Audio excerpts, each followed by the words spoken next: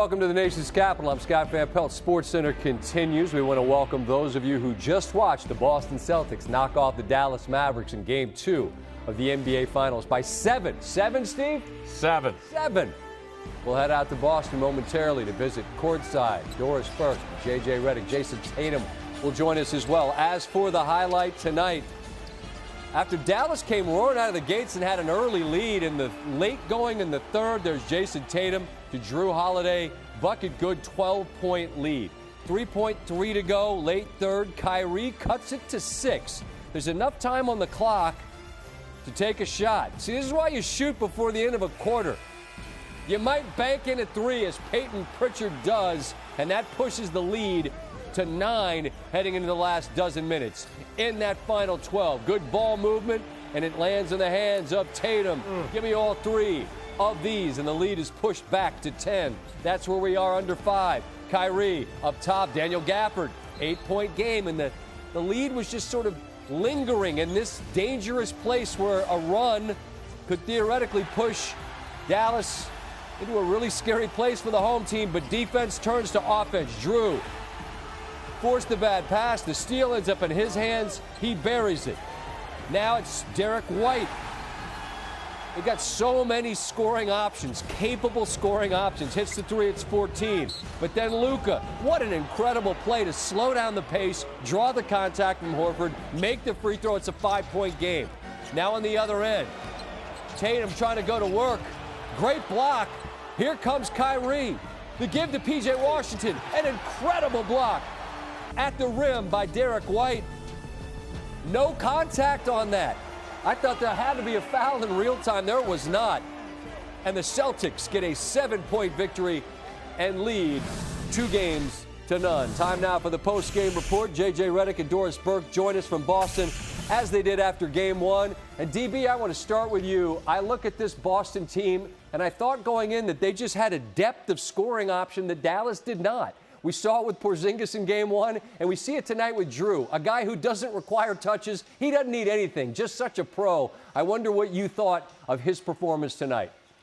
We came on the telecast tonight talking about that Boston's success all year. Their dominance has been driven by their top 6. Their scoring from the starting 5 all season long, whether it's been KP or Al, who started north of 35 games. Listen, I want you to think about something here, Scott. Luka and Kyrie combined for 45. What do you think Holiday and Drew White got? 44 combined. The two guys we often talk about the least were absolutely dynamic. They are up 2-0, Scott, and Jason Tatum is 12 for 41 and 29%. If that doesn't speak to their complete balance and team approach, really, it was incredible. I agree. Yeah, go ahead, JJ, please. Scott, I just would add to that, to Doris's point about the balance. Look, Jason Tatum and Jaylen Brown, downhill drives have been so good for them in this series. They've been good for them all playoffs. But even when they're not making shots, they're getting 2 on the ball. Tatum with 12 assists tonight, Jaylen Brown with 7. So much of what they do in the half court is those guys being able to drive past their primary defender and draw help. I believe the word Doris you used in the telecast was relentless, and it certainly is. They just get their momentum going downhill, and it leads to great things. On the other end of the floor, JJ, you're a guy that made your living shooting the ball from beyond the arc. Dallas goes 7 of 27 in Game 1, in a game where Luka had 30. They go 6 of 26 in Game 2, in a game where Luka had 30. Like, this script isn't going to work for them. I just wonder what do you do different if you're them, other than the obvious make more threes? I just wonder philosophically what the answer is. Well, I think Jason Kidd wants to make this a series that becomes about who can make more 2s. He trusts his guys, Kyrie Irving and Luka Doncic, to be able to make those tough ISO 2s. The defense from the Dallas Mavericks in terms of their rotations, yes, they gave up open shots, but to limit the Boston Celtics to 25% from 3, a lot of that had to do with the sense of urgency. So if you're thinking about a blueprint for how to get back, it's the blueprint tonight. You also have to make your free throws. That's probably the margin in this game, was the fact that Boston missed 1 free throw and Dallas missed 8. And Scott, we've talked a lot, right? You heard all this chatter about if Kyrie Irving was the second best player in this series, there was going to be trouble for the Boston Celtics. Kyrie is struggling shooting the basketball 13 for 37. We keep waiting for that 4 or 5 minute stretch where he's absolutely electric and he's sustaining Dallas, because Luka Doncic alone will not get this done. I'd love just a final thought from each of you about this. You know, Dallas hangs around, and it was there in a sense, right? It's a 5-point game. You never know. An incredible block from White on the other end. But now you get to go home, and maybe you can lean into that, except for this. Boston goes on the road, and they've just been killers. You know, I just wonder where you find optimism right now if you're Dallas, even though you're going home. That's a great question. Look, Boston has been the best team in basketball this season. They've been the most dominant team in the regular season, despite having to go through an easy path to get here. They dominated the Eastern Conference playoffs. They're an excellent team. I think Doris mentioned this on the broadcast. When you want to beat the Boston Celtics, your margin for error is so small. So a lot of it comes down to a couple hustle plays, a turnover here and there. The play from Drew Holiday and Derek White, when Boston's just really struggling to score, really struggling to make threes. Holiday creates a turnover, eventually gets back to him for an open three. It's plays like that. If you make those at home and you're Dallas, maybe it's a 2-1 game after game 3. We talked a lot tonight, Scott, about the Dallas defense being better, playing with more force and intention. They still haven't contained the ball, and I don't know that they've gotten complete engagement from Luka Doncic on the defensive end. There's still another level to get to defensively. They must reach it. J.J. Redick, Doris Burke from Boston, Game 2. The Celtics take it by 7. Appreciate your time. Look forward to visiting after Game 3, okay? All right. Thanks, Scott. Appreciate you.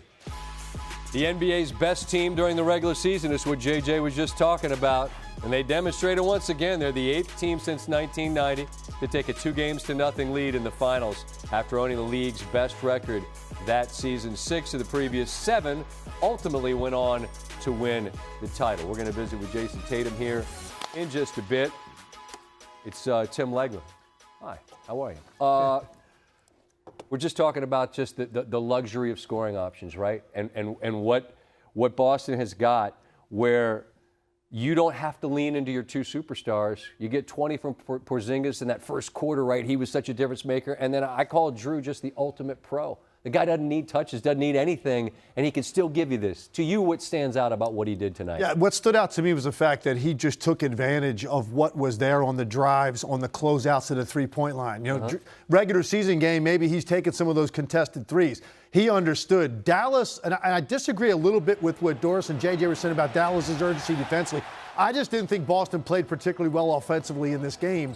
Drew Holiday took advantage of some of these closeouts where he could now take the extra step, get to the paint, get to the rim. He made his first 9 shots in the paint. So on a night when neither team could really shoot the ball particularly well from the three-point line, where are you going to grab those extra possessions? And Drew Holiday did that in attacking the gaps and attacking along the baseline, taking the extra step at the end around a shot blocker to get himself more on balance. So he shot something good at the rim. I just thought he played a really smart offensive game on a night when everybody was struggling to find the range from deep. Drew Holiday found another way to put the ball in the basket. If he doesn't do what he did in the first half, Scott, Dallas might be up 6-8 at halftime. And if that's the case, maybe it feels a little bit different to them coming out of the locker room. Didn't it feel, though, at halftime, like you look at the score and you're like, that does not feel like the game we just watched? I was saying to you guys in the room, I'm like, you know, it felt like Dallas left so much out there. Right. Missed free throws. They couldn't make a 3. And yet you felt like they were holding on for dear life. Right. And it was a matter of time before Boston was going to have a couple of runs. Eventually they had the one significant run to get the 15-point lead. And then Dallas, you know, made it a little bit interesting there at the end. But you never really felt that Boston was in danger of losing that game. We'll get to the touchscreen a little bit later. But just like I could read out these numbers, and it's a make-miss league. We know that. It's cliche, but it's true. If Dallas doesn't make threes, they've been so good during the playoffs making them. And they made 6 in this one after they made 7 in game 1. That's been a big issue. But there's a bigger issue just in terms of what they're struggling to do in your estimation? Yeah, they are. And it's the defensive breakdowns is what's been bothering them this entire time for both games. But I just thought there was too much tonight that was below standard for Dallas. It's not finals worthy. what it's going to take to beat this team. You've got to make threes from your role players, your bigs. Gafford played better later in the game, but for the most part, the three centers, Gafford, Lively, and Kleber, were completely ineffective offensively. They had some really bad turnovers of where guys were coming from behind against Luka when he wasn't aware that he was being chased down, led to some sloppy turnovers, including a really big one there in the backcourt at the end when it looked like they had a chance in the game. Holiday hits the three out of that. There's just too many areas in which they haven't been good enough against this team. The margin is so small against the Boston Celtics. I've seen Dallas at their best. This hasn't been close to it through 2 games. And yet it's one of those weird games where it got close. It's a 5-point game. That white block at the end is unbelievable to not have any contact. It's one of those things that I just wonder how much conversation there'll be about that in the fog of war, right? You just focused on all these other things. That was an incredible block in a 5-point game. Luka afterwards on, I guess, his performance, but just where Dallas now is beyond just being down 2 games to none. All right, first question, Tim. Tim McMahon, ESPN. Luka, what have you been dealing with your chest? Was there any question in your mind about being able to go tonight? And, how are you feeling physically throughout this game, especially going into the fourth quarter? I mean, yeah, I actually was. But, I always want to play.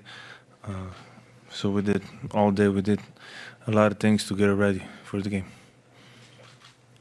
And how were you feeling physically tonight? Obviously a lot of minutes, going into the fourth quarter especially. Good. I was okay. Second row. Luka, it looked like you had an interaction with this Celtics owner. Did he do something or say something that you thought was over the line? I'm sorry, I don't know who's the Celtics owner. Was there somebody in the first row that you were having an exchange with that was the Celtics owner? No. Mike.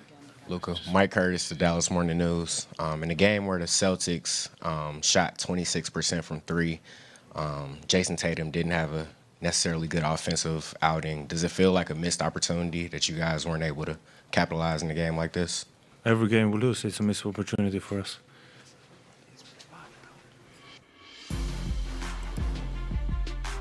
You see the numbers in this series from 3. Luka, 8 of 21. The rest of the Mavericks, 2 of 21 from 3. That has been a gigantic issue. Jason Tatum has thrown the headset on. Hey, Jason, it's Scott Van Pelt. Thank you very much for coming out to visit with us as your team has taken a 2-0 lead. I'm looking at the box, and I've got 26% for you guys from 3. And you score 105. If I tell you that before the game, it might have seemed like it was a loss. What? You're smiling. How did you guys get a win in Game 2 with those numbers for you all, which are substandard? I think if you look at it right in the first half, and really throughout the game, what kept us in it was our defense. All 5 guys who were in the game were on a string, locked in, communicating. And we didn't shoot the ball well at all, especially myself. And we just talked about it. When we came at halftime, we were still up 3. We felt like we should have been down 15 or 20. But, the way we were communicating and competing on the defensive end allowed ourselves to still be in the game and winning the game throughout. I've described in the few minutes that we've been on talking about this game, I've used the word consummate professional to describe Jrue Holiday. A guy who doesn't care how many touches or shots he gets, just he's up for whatever is required. And on this night, 26 points from him. How do you describe, Jason, what he provides your team? Just like a level of calmness, right? Obviously, he's been here before, and he's won a championship a few years ago, so he knows what it takes. And in the biggest moments, he can calm us down. He can do the things. He can make a winning play. The block that he had.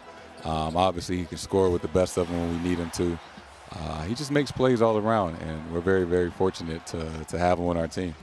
He was 6 of 7 on passes from you. I don't know, was there a focus off of what you were running to try to find him, or was it just sort of what was available in the moment?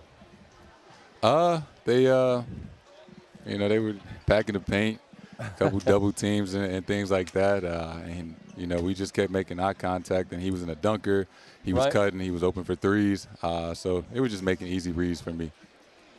Jason, my entire career in sports TV, I've covered golf. And something that I found in major championships is that players find out they don't have to be perfect to win majors. When like Xander Schauffele won the last major.